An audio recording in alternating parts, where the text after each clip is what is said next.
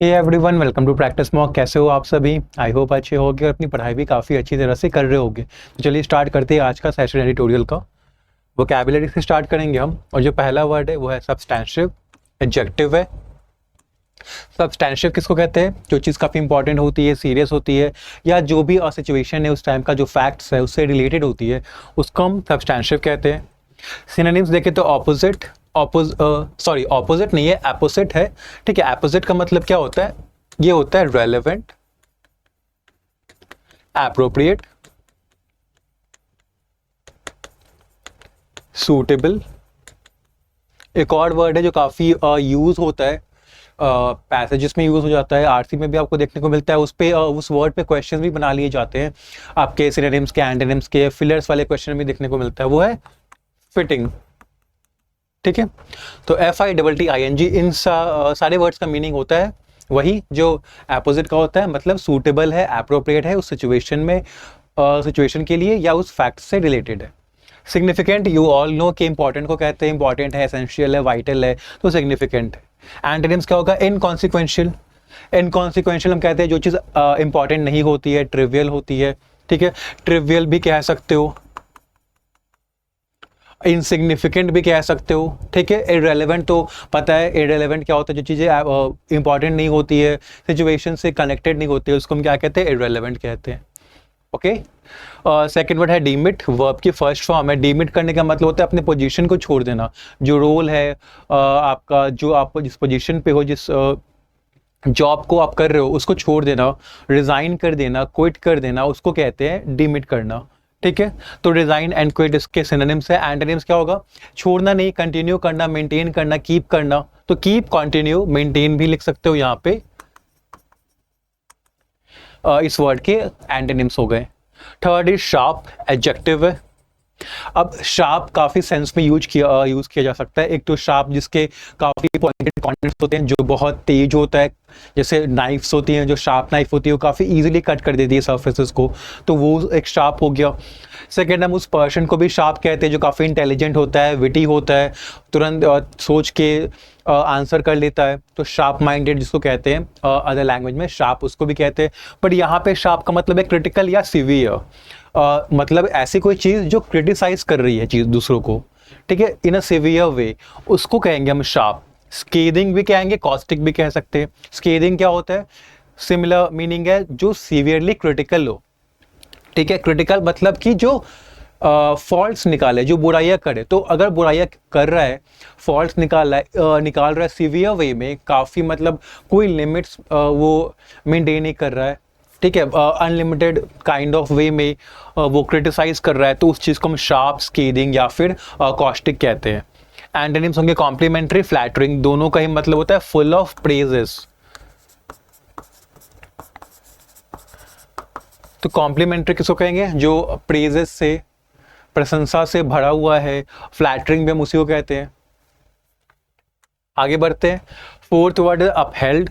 ये भी वर्ब की फर्स्ट फॉर्म है। अपहेल्ड का मतलब क्या होता है कि कोई, समझ लो कोई प्लान है, कोई पॉलिसी है, उसको सपोर्ट करना क्योंकि आपको लगता है कि वो सही है और उसको कंटिन्यू करना चाहिए, तो उसको हम कहते हैं अपहेल्ड। अब वो कोई पॉलिसी हो सकती है, कोई लॉ हो सकता है, कोई डिसीजन हो सकता है जो पहले लिया गया था और आप चाहते हो कि वो डिसीजन अभी भी कंटिन्यू रहे। तो supported something that you think was right and made sure that it continue to exist को हम क्या कहेंगे? हम कहेंगे अपहेल्ड। बैक्ड भी कहते हैं, डिफेंडेड भी कहते हैं। बैक्ड करना मतलब सपोर्ट करना होता है। ठीक है, डिफेंड करना मतलब सपोर्ट करना होता है। एंटोनिम्स अपोज करना, प्रोटेस्ट करना, मतलब उसके अगेंस्ट हो जाना, रेजिस्ट करना, उसके बारे में उसकी जो बुराइयां है वो निकालना, उसको बुरा भला कहना उसको। ठीक है, फिफ्थ इज इनिशिएटिव्स। नाउन है, नाउन की प्लूरल फॉर्म है। सिंगुलर फॉर्म क्या है इसका? इनिशिएटिव है, प्लूरल इनिशिएटिव्स ऐसा लगा हुआ आप देख सकते हो। इनिशिएटिव्स किसको कहते हैं? कोई नया प्लान है, किसी प्रॉब्लम्स को सॉल्व करने के लिए कोई प्लान बनाया गया है, किसी ऑब्जेक्टिव को अचीव करने के लिए अगर कोई प्लान बनाया गया है, उसको इनिशिएटिव कहते हैं। प्रोग्राम्स, मेजर्स कह सकते हैं, स्टेप्स कह सकते हैं, एक्शन भी कहते हैं। एंटोनिम्स क्या है? Passivity, non challenge. C, passivity is lack of action, जहां पे आप एक्ट नहीं कर रहे हो, जहां पे जो चीजें हो रही है आप होने दे रहे हो।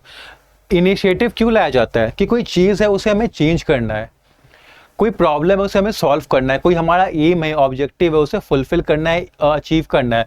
बट पैसिविटी के केस में क्या होता है कि चीज़ों को वैसे ही चलने दिया जाता है, प्रॉब्लम है तो वो कंटिन्यू कर रहा है क्योंकि कोई एक्शन ले ही नहीं रहा है। तो उस सिचुएशन को जहाँ पे एक्शन नहीं हो रहा है उसको पैसिविटी कहते हैं। नॉन चैलेंज कहते हैं इनडिफरेंस को, जिसमें कंसर्न ही नहीं होता है, मतलब ही नहीं होता है। तो जहाँ पे कंसर्न नहीं है और जहाँ पे मतलब नहीं है वहाँ पे कोई एक्शन भी नहीं लिया जाएगा, इसलिए दोनों वर्ड्स आपके एंटोनिम्स है। 6 इज आयर, नाउन है, इसका मतलब होता है एंगर। फ्यूरी भी कह सकते हो, रैथ भी कह सकते हो। फ्यूरी भी एक्सट्रीम एंगर को ही कहते हैं, रैथ भी गुस्सा एंगर को ही कहते हैं। एंटोनिम्स हो गए contentment, delight. Contentment is satisfaction, ठीक है। Fulfilment, delight is happiness. 7 is troubled, adjective है। ट्रबल्ड किसको कहते हैं? जिसमें बहुत सारे प्रॉब्लम्स है, प्रॉब्लम से भरा हुआ है उसको हम ट्रबल्ड कहेंगे, प्रॉब्लमैटिक कहेंगे, रॉकी भी कहेंगे। रॉकी भी कहे, अगर किसी को हम कह रहे हैं कोई रॉकी है, जैसे रॉकी सिचुएशन, मतलब सिचुएशन में काफी सारे प्रॉब्लम्स इन्वॉल्व हैं। प्रॉब्लमैटिक सिचुएशन है, ट्रबल्ड है सिचुएशन, मतलब प्रॉब्लम्स बहुत सारे हैं। एंटोनिम्स क्या होगा? स्टेबल है, अनअसेलेबल है। स्टेबल मतलब क्या है? सही है, ठीक से काम कर रहा है, जो जिस स्टेट में उसको होना चाहिए था वैसा है, वो कोई प्रॉब्लम्स नहीं है। अनअसेलेबल उसको कहते हैं जिसको अटैक नहीं किया जा सकता, जिसको क्रिटिसाइज नहीं किया जा सकता। अब किस चीज़ को अटैक नहीं किया जा सकता है, किस चीज़ को क्रिटिसाइज नहीं किया जा सकता है? जिस पे कोई वीकनेस ना हो, क्योंकि अटैक किस बेस पे होता है कि वीकनेस है तभी तो अटैक करते हैं कि हाँ उसकी वीकनेस को एक्सप्लॉइट करके उसको हरा सकते हैं या उसको गलत साबित कर सकते हैं। बट अनअसेलेबल मतलब कोई प्रॉब्लम नहीं है, कोई वीकनेस नहीं है, तो इसीलिए एंटोनिम है ट्रबल्ड का। 8 इज लिंगरिंग, एडजेक्टिव है। लिंगरिंग कहते हैं ऐसे किसी चीज को जो बहुत धीमे धीमे खत्म हो रही है, बहुत लंबे समय तक चल रही है, उसको अभी तक खत्म हो जाना चाहिए था बट चले जा रही है, बहुत धीरे लगा रही है खत्म होने में, उसको लिंगरिंग कहते हैं। परसिस्टेंट भी कहते हैं, एंड्योरिंग भी कहते हैं, मतलब स्लो टू एंड और डिसअपीयर। या फिर इस वे में भी समझो कि continuing for a long time, ऐसी कोई चीज जो बहुत लंबे समय तक कंटिन्यू हो रही है उसको भी हम लिंगरिंग कहेंगे, परसिस्टेंट कहेंगे, एंड्योरिंग कहेंगे। एंटोनिम्स बहुत अच्छे इसके। एफिमेरल, फ्लीटिंग, मतलब एफिमेरल फ्लीटिंग किसको कहते हैं? जो बहुत छोटे समय के लिए रुकती है, जो टेम्पररी होती है, बहुत कुछ सेकेंड्स के लिए, कुछ मिनट्स के लिए रुके, कुछ घंटे के लिए रुके, उसको कहेंगे ephemeral fleeting. 9th is overlooked, verb की सेकेंड फॉर्म है, वर्ब की थर्ड फॉर्म भी है। ओवरलुक करने का मतलब क्या होता है? ध्यान ना देना, चूक जाना, नहीं देख पाना, उस चीज को नहीं ऑब्जर्व कर पाना। तो सिनोनिम्स क्या होंगे उसके? ओमिटेड होगा, स्किप्ड होगा। एंटोनिम्स क्या होगा? हीडेड, ऑब्जर्व्ड। हीडेड क्या होता है? उस पर अटेंशन पे करना, ठीक है, उसको ध्यान देना। ऑब्जर्व का मतलब वही होता है उसको ध्यान देना, देखना। 10 इज लॉफ्टी, लॉफ्टी भी एडजेक्टिव है। लॉफ्टी किसको कहते हैं? ऐसी कोई चीज जिसके मॉडल क्वालिटी काफी अच्छी है, जिसके मॉडल स्टैंडर्ड्स काफी अच्छे हैं और इसीलिए वो प्रेज वर्दी भी हो जाती है, उसको प्रेज भी किया जाता है, उसको हम लॉफ्टी कहते हैं। नोबल एंड ऑनरेबल, नोबल भी कहेंगे, ऑनरेबल भी कहेंगे। एंटोनिम्स क्या होगा? इग्नोबल, नोबल का ही एंटोनिम है। नोबल मतलब कि having high moral standards. Ignoble जिसके मॉरल स्टैंडर्ड्स बहुत लो हैं, जो डिसऑनेस्ट है, बैड है। डिसऑनरेबल सेम मीनिंग, ऑनरेबल का एंटोनिम है, मतलब जो ऑनरेबल नहीं है, जिसमें ऑनर नहीं है, जिसके मॉरल वैल्यूज बहुत कम है, बहुत लो है। 11 इज एक्चुअलाइजिंग, ये वर्ब की आईएनजी फॉर्म है। आईएनजी फॉर्म में तो जेरेंड की तरह भी यूज हो सकती है। पता है जेरेंड क्या होता है? नाउन होता है, वर्ब की आईएनजी फॉर्म होती है जो नाउन का वर्क करती है। तो एक्चुअलाइजिंग क्या होता है? किसी चीज को रियल बनाना, किसी चीज को करना, हैपन करना, उसको कहते हैं एक्चुअलाइजिंग, मटीरियलाइजिंग या रियलाइजिंग। एक्चुअलाइजिंग, मटीरियलाइजिंग या फिर रियलाइजिंग, तीनों का मतलब एक ही होता है, किसी चीज को रियल कर देना या किसी चीज को हैपन कर देना, किसी चीज को ऑकर कर देना। एंटोनिम से सीजिंग एंड फेलिंग। सीजिंग मतलब स्टॉप करना, फेलिंग मतलब कि होना ही नहीं, रियल हुआ ही नहीं, फेल हो गया। एक फ्रेजल वर्ब है टेकिंग अप विथ, ठीक है, टेक अप विथ होता है, उसका ही आईएनजी फॉर्म है ये, टेक अप विथ, ठीक है। ये इसका वर्ब का जो ओरिजिनल फॉर्म है उसमें ये टेक अप विथ होता है, और आईएनजी फॉर्म है क्योंकि फ्रेजल वर्ब है, वर्ब ही होते हैं, अलग अलग फॉर्म्स हो सकते हैं, तो taking up with ING form में। अब मतलब क्या है इसका?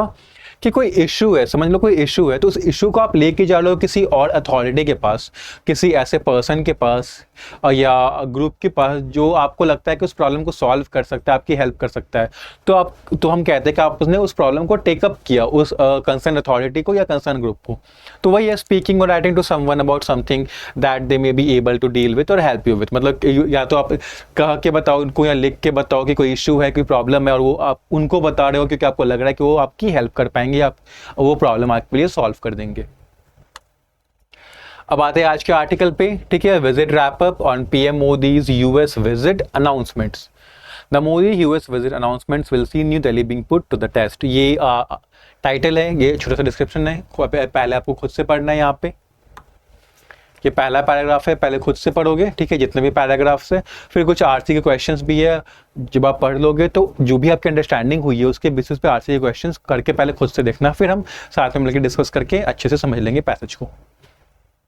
ये पहला पैराग्राफ है, ये सेकेंड है, ये थर्ड है, ये लास्ट है। ये रहा पहला आरसी क्वेश्चन, सेकेंड, ये लास्ट, ठीक है। चलो आते हैं, देखते हैं क्या है आज के आर्टिकल में। क्या visit wrap up on PM Modi's US visit an announcement, मतलब विजिट जो किए विजिट जो हुई थी वो अब कंप्लीट हो गई है। जो पीएम मोदी जो है, हमारे प्राइम मिनिस्टर नरेंद्र मोदी हैं, वो यूएस गए थे, तो वहाँ पे क्या हुआ उसके बारे में ही आर्टिकल है। The Modi US visit announcements will see New Delhi being put to the test. तो जो मोदी जी ने यूएस विजिट किया, वहाँ पे जिन्होंने अनाउंसमेंट किया है, वो अनाउंसमेंट क्या करेंगे एक्चुअली, वो देखेंगे कि New Delhi being put to the test, मतलब कि जो न्यू दिल्ली यहाँ से क्या बता रहा है, इंडिया को ही बताया जा रहा है कि इंडिया कितना जो अनाउंसमेंट्स किया गया है उस पर वो कितना उस पर वर्क होता है, कितना उसको एक्चुअलाइज किया जाता है, वो एक्चुअली यहाँ पे हमें दिखेगा। देखते हैं। Prime Minister Narendra Modi's 3-day visit to the US was marked by high-level meetings that had a 3-part focus. जो प्राइम मिनिस्टर नरेंद्र मोदी जी गए थे यूएस 3-day विजिट के लिए, तो वहाँ पे बहुत सारी हाई लेवल की मीटिंग्स हुई जिनका एक 3-part फोकस था। He spent 1 day at the Quad and in bilateral meetings with the US President Joseph Biden। तो 3-part फोकस था, 3 पार्ट में जो हुआ था, तो पहले पार्ट में क्या हुआ कि एक दिन वो क्वाड में गए और बायलैटरल मीटिंग्स हुई उनकी यूएस प्रेसिडेंट जोसेफ बाइडेन के पास। फिर एक दिन a day in New York with business leaders and the diaspora. फिर एक दिन में तो उन्होंने यूएस प्रेसिडेंट जोसेफ बाइडेन और क्वाड के साथ मीटिंग की। फिर जो एक और दिन था उसमें उन्होंने न्यूयॉर्क गए, वो बिजनेस लीडर्स हैं। जो डायस्पोरा है, डायस्पोरा किसको कहते हैं, जो जैसे अगर इंडियन डायस्पोरा है तो वो जैसे इंडिया के लोग जो अलग अलग जगह पे चले गए, ठीक है, तो वही इंडिया के लोग जो वहाँ पे थे न्यूयॉर्क में, वहाँ पे उन्होंने उनसे बात की। And another day at the UN and in bilateral meetings, और जो एक और दिन था वहाँ पे वो यूएन में जाके वहाँ पे बायलैटरल मीटिंग्स उन्होंने की। The Quad summit, delayed due to political cycles in the 4-member countries, was more substantive than expected for a farewell meeting. Mr. Biden and Japan's Fumio Kishida will soon demit office. जो Quad summit था, जो कि delay हो गया था political cycles की वजह से 4-member कंट्रीज में, वो जितना एक्सपेक्ट किया जा रहा था उससे ज़्यादा अप्रोप्रिएट निकला। क्या more than expected for a farewell meeting, क्योंकि जो क्वाड समिट क्या था काइंड ऑफ फेयरवेल मीटिंग था, क्योंकि जो भी पार्टिसिपेंट्स थे मीटिंग के, मिस्टर बाइडेन और जापान के फूमियो किशिदा, वो तो वैसे भी अभी ऑफिस छोड़ेंगे ही, क्योंकि यूएस में भी प्रेसिडेंशियल इलेक्शन चल रहा है, ठीक है, सिमिलरली जापान में भी चल रहा होगा, तो अभी तो वो ऑफिस छोड़ेंगे ही। तो एक फेयरवेल मीटिंग से जितना एक्सपेक्टेशन होना था उससे ज़्यादा ही सिग्निफिकेंट निकला ये मीटिंग। क्यों निकला, चलिए आगे देखते हैं। The joint statement was noted for its sharp language on Chinese aggression in the South China Sea।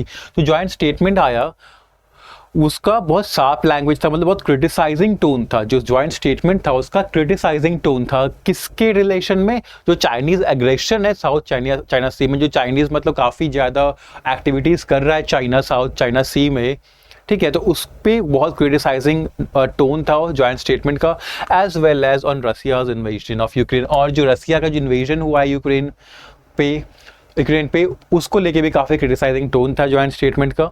Where the leaders upheld the UN charter on sovereignty and territorial integrity, जहाँ पे लीडर्स ने क्या किया, जो UN charter on sovereignty and territorial integrity है उसको support किया।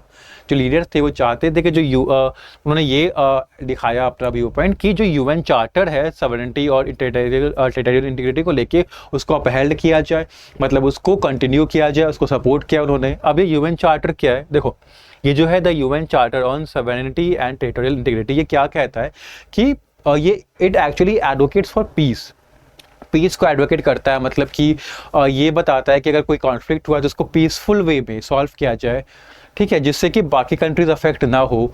और जो टेरिटोरियल इंटीग्रिटी वाला पार्ट है वो ये बताता है कि कोई भी कंट्री दूसरे कंट्री के बॉर्डर्स को इंक्रोच करने की कोशिश ना करे, उसको इन्फ्लुएंस करने की कोशिश ना करे।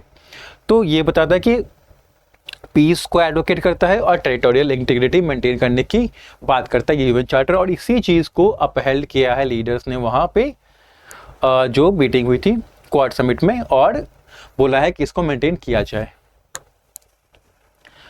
The announcement of initiatives aimed at countering Chinese action will no doubt raise Beijing's a Quad Sea Ship Observer mission for 2025, a maritime initiative for training in the Indo-Pacific, Maitri and maritime legal dialogue to support the rule-based order। अब जो announcement हुआ है initiatives का कि क्या क्या initiatives लिए जाएंगे, जिन इनिशिएटिव्स का नाम भी दिया गया है यहाँ पे, ये सारे इनिशिएटिव्स हैं। एक आपका क्वाड सी शिप ऑब्जर्वर मिशन है 2025 के लिए, एक maritime initiative for training in the Indo Pacific, मैत्री नाम का एक इनिशिएटिव है, एंड मैरीटाइम लीगल डायलॉग है एक, वो भी एक इनिशिएटिव है जो सपोर्ट करेगा रूल बेस्ड ऑर्डर। तो इन इनिशिएटिव से इतना तो पक्का है कि इनिशिएटिव्स का एम क्या है कि चाइनीज एक्शन को काउंटर करना है, रेसिस्ट करना है। तो इससे तो पक्का ये है कि बीजिंग, जो कि चाइना को के लिए बोला गया है, कि उसका आयर बढ़ेगा, मतलब उसका गुस्सा तो बढ़ेगा ही बढ़ेगा, क्योंकि उसके एक्शंस को रोकने के लिए ही लिया गया है initiative.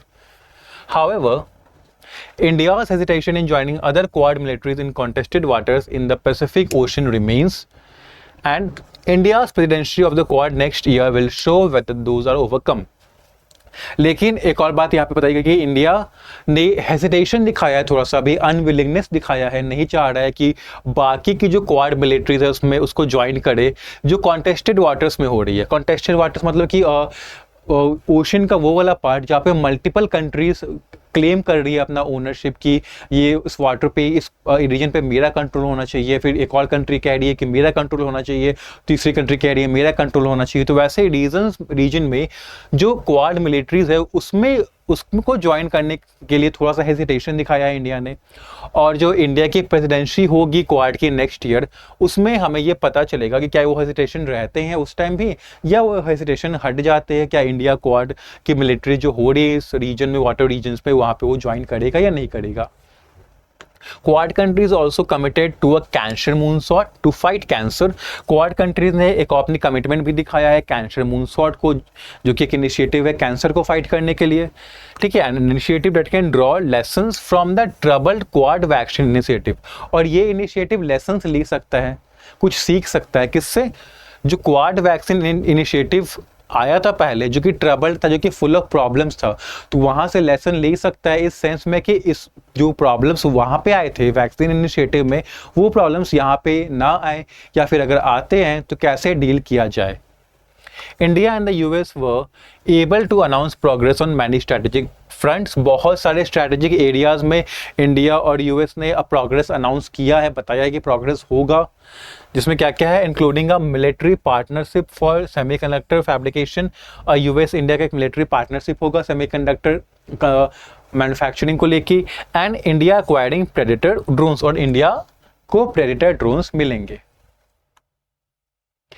However, the ties faced unspoken tensions over the lingering effect of the Panmun case।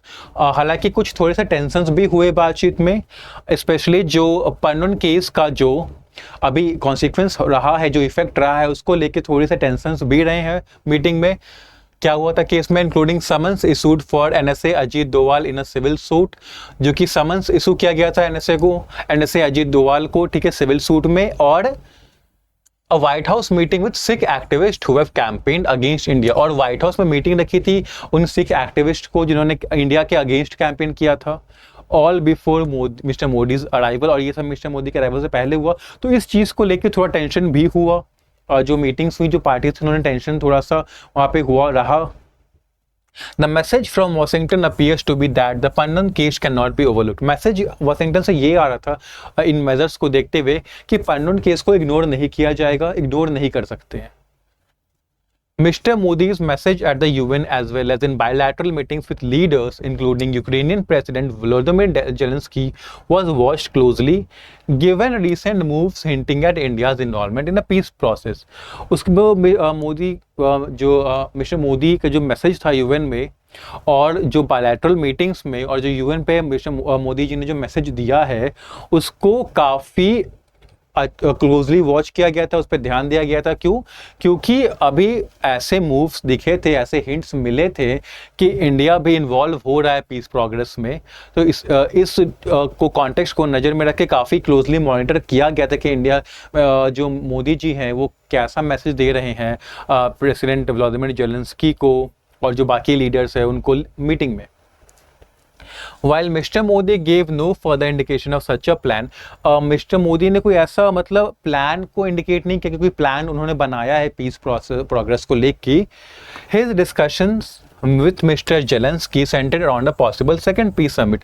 But जो उनके डिस्कशंस हुए मिस्टर जेलेंस्की के साथ, वो एक पॉसिबल सेकंड पीस समिट के आसपास घूम रहे थे। मतलब ये ऐसे लग रहा था कि एक सेकंड पीस को लेके एक और मीटिंग हो सकती है आगे फ्यूचर में। At a diaspora event, Mr. Modi said that India is now a strong voice of the global south. Diaspora event जो हुआ और फिर मिस्टर मोदी ने ये कहा कि इंडिया अब एक स्ट्रॉन्ग वॉइस बन गया है ग्लोबल साउथ का and was taking up the concerns of the developing world on the conflict with the global leadership. और जो भी डेवलपिंग वर्ल्ड के जो भी कंसर्न्स हैं उनको अब वो ग्लोबल लीडरशिप के साथ शेयर कर रहा है, वहाँ पे ले जाके ग्लोबल लीडरशिप के सामने रख रहा है डेवलपिंग कंट्री के कंसर्न्स को, इन होप कि वो इन कंसर्न्स को एड्रेस कर देंगे। At the UN Summit of the Future, he added that the success of humanity would depend on its collective strength, not in the battlefield. और उन्होंने क्या कहा, मोदी जी ने ये भी कहा कि जो सक्सेस है ह्यूमैनिटी का, जो मैनकाइंड है उनका जो सक्सेस है वो कलेक्टिव स्ट्रेंथ पे डिपेंड करेगा, बैटलफील्ड पे नहीं। मतलब जो यूनिटी है, जो पीस है, उनको इन चीज़ों को एम्फसाइज किया है मोदी जी ने। उन्होंने कहा है कि अगर ह्यूमैनिटी को सक्सेस चाहिए तो यूनिटी एंड पीस पे काम करना होगा, ना कि बैटलफील्ड, ना कि वॉर पे, ना कि कॉन्फ्लिक्ट पे।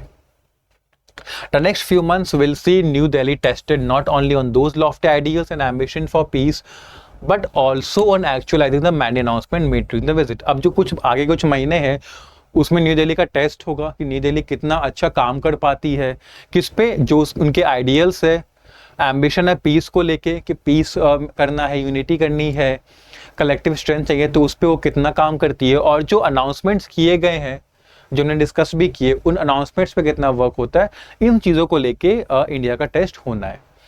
तो ये था आज का आर्टिकल। टोन था इंफॉर्मेटिव, क्योंकि ऑथर ने तो इन्फॉर्मेशन ही दी है कि क्या क्या हुआ मीटिंग में। अगर हम स्टार्ट से ही देखें पैसेज को तो यही बताया है कि मीटिंग में क्या हुआ, किससे किससे मोदी जी की बातें हुई, मोदी जी ने क्या कहा, उसके बाद क्या क्या इनिशिएटिव्स लिए गए हैं, किस किस एरिया में लिए गए हैं। उसके बाद यहाँ पे भी उन्होंने जो बायलैटरल मीटिंग्स हुई यूएन में, वहाँ पे उन्होंने क्या कहा, क्या मैसेज दिया उन्होंने। तो बस इन्फॉर्मेशन ही मेनली कन्वे किया है ऑथर ने यहाँ पे, तो इन्फॉर्मेटिव टोन है। अब आते हैं क्वेश्चंस पे। तो which of the following did not occur during prime minister Modi's visit to US. जो प्राइम मिनिस्टर मोदी जी की जो विजिट हुई यूएस पे, वहाँ उस समय क्या क्या नहीं हुआ है, नॉट अगर कौन सा करना है। Meeting with US business leaders, क्या यूएस बिजनेस लीडर्स से मीटिंग हुई थी? देखते हैं, बिल्कुल हुई थी। यहाँ पे देखो बिजनेस लीडर्स, न्यूयॉर्क कहाँ है, यूएस में ही तो है। तो ये तो हुआ था, ठीक है, तो ये हुआ था, तो ये सही है, बट गलत है क्योंकि हमें नॉट का आंसर करना है। क्वाड समिट हुआ था, बिल्कुल हुआ था क्वाड समिट, जो डिले हो गया था, लेकिन यहाँ पे हो गया। यहीं पे तो जॉइंट स्टेटमेंट आया था जहाँ पे चाइनीज एग्रेशन के अगेंस्ट इनिशिएटिव्स अनाउंस किए गए थे, तो ये भी हुआ था, तो ये भी हमारा नहीं हो सकता आंसर। और डिस्कशन विद यूक्रेनियन प्रेसिडेंट भी हुआ है, यहाँ पे उन्होंने बताया था कि डिस्कशन हुआ था, जहाँ पे उन्होंने एक इंडिकेशन किया कि एक सेकंड पीस समिट, एक सेकंड पीस मीटिंग हो सकती है यूक्रेन को लेके। तो ये भी हुआ, ये भी गलत। A new peace plan for Ukraine, क्या एक नया पीस प्लान प्रेजेंट हुआ है यूक्रेन के लिए? तो नहीं हुआ है, क्योंकि यहाँ पे बोला है कि यहाँ पे क्या कहा कि while mister Modi give no further indication of such a plan, मतलब मोदी जी ने ऐसा कोई इंडिकेशन नहीं दिया कि कोई ऐसा पीस प्लान आ रहा है, बट हाँ एक और मीटिंग हो सकती है, सेकंड पीस मीटिंग हो सकती है। तो प्लान का तो नहीं बोला है, तो प्लान का नहीं बोला तो ये वाला चूंकि गलत है, बट हमारा आंसर सही हो जाएगा क्योंकि हमें तो नॉट का आंसर करना है। बायलैटरल मीटिंग्स तो हुई ही है यूएस प्रेसिडेंट बाइडेन के साथ, जो यहाँ पे मेंशन भी है। कहाँ गया, हाँ इसमें तो थे मिस्टर बाइडेन और जापान के Fumio Kishida. How does the passage describe India's position on global conflict resolution according to Modi's UN speech? UN पे जो स्पीच था, मैसेज था मोदी जी का, उस पे उनसे क्या पता चलता है कि इंडिया का क्या पोजीशन है, क्या एटीट्यूड है इंडिया का ग्लोबल कॉन्फ्लिक्ट को देख के? India supports military intervention to resolve conflict, India support करता है कि मिलिट्री को इन्वॉल्व कर लिया जाए कॉन्फ्लिक्ट्स को सॉल्व करने के लिए। तो ये तो नहीं कहा था उन्होंने कि मिलिट्री को इन्वॉल्व किया जाए। India believes in the use of economic sanction to handle dispute, India ये बिलीव करता है कि इकोनॉमिक सैंक्शंस लगाया जाए डिस्प्यूट्स को हैंडल करने के लिए। तो ये भी नहीं हुआ है। India advocates for piece and the collective strength of humanity, हाँ ये हुआ है। मोदी जी ने मैसेज तो यही दिया था कि कलेक्टिव स्ट्रेंथ चाहिए, हमें बैटल फील्ड नहीं करना है, पे फोकस नहीं करना है, कलेक्टिव स्ट्रेंथ पे फोकस करना है, पीस पे फोकस करना है, ह्यूमैनिटी के कलेक्टिव स्ट्रेंथ पे फोकस करना है। India prefers to remain neutral and uninvolved in global conflict, अब ये हम नहीं कह सकते कि इंडिया प्रेफर करता है कि वो इन सब ग्लोबल कॉन्फ्लिक्ट्स में ना पड़े, क्योंकि यहाँ पे ऑथर ने बताया तो है कि मूव्स तो हो रहे हैं कि इंडिया इन्वॉल्व हो रहा है पीस प्रोग्रेस में, तो ऐसा तो नहीं है कि वो न्यूट्रल एकदम से और नहीं इन्वॉल्व हो रहा है। India focus solely on domestic issues avoiding international involvement, अब ये दोनों बहुत सिमिलर है। यहाँ भी इंडिया को क्या कह रहा है कि न्यूट्रल है इंडिया और ग्लोबल कॉन्फ्लिक्ट्स में इन्वॉल्व नहीं होना चाहता, यहाँ कह रहा है कि इंडिया अपने इशूज पे ही वर्क करना चाहता है, इंटरनेशनल इशूज पे वर्क नहीं करना चाहता। तो बात तो बहुत सिमिलर ही हो गई, तो ये भी गलत हो गया। What initiative mentioned in the passage aimed at addressing health issue, इनमें से कौन सा इनिशिएटिव ऐसा है जो कि हेल्थ इशू को करता है एड्रेस? तो ये वाला क्वेश्चन का आंसर, क्योंकि बहुत इजी है, पैसेज में मिल जाएगा आपको, तो ये क्वेश्चन का आंसर आप मुझे कमेंट सेक्शन में बता देना, जो भी आपका आंसर होगा, ठीक है? बहुत इजी है, अच्छे से पढ़ लेना, आपको आंसर मिल जाएगा। अब ये सेशन हम यहाँ पे एंड करते हैं। कोई भी आपका डाउट हो आज के सेशन को लेके, आर्टिकल को लेके, वो कैप को लेके, क्वेश्चंस को लेके, तो आप मुझसे शेयर कर सकते हो कमेंट बॉक्स में। मैं नेक्स्ट सेशन में आपका डाउट सॉल्व कर दूंगा। कोई सजेशन है, कोई रिकमेंडेशन है, वो भी शेयर कर सकते हो। अब मैं मिलूंगा आपसे नेक्स्ट सेशन में, तब तक के लिए tata bye bye, take care, अच्छे से पढ़ाई करो and have a nice day.